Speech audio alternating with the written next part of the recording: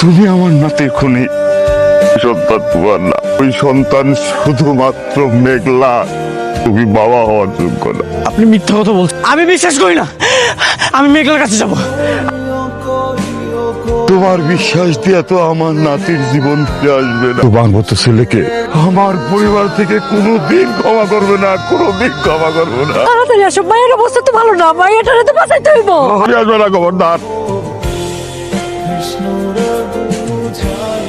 অনেক ফোন ধরলো, ওকে তো ফোনে পাচ্ছি না। অনেক তো মরে যায়নি যে ফিরে আসবে না, ও ফিরে চলে আসবে। মরে যায়নি ঠিকই, যে ঘরে নিজের রক্ত জন্ম নিচ্ছে ওর মন তো সেখানেই পড়ে থাকবে বাবা। আমি তো এখন শুধুমাত্র ওর কাছে বোঝা। তুমি কই গেছিলা? আমি তো একটা কাজ সেরা বলেছি, যে কাজটা সারছো বুঝলে ফেলাও। পানি আর একটু ঘোলা হোক, ঘোলা পানিতে মাল ছড়ার মজাই আলাদা।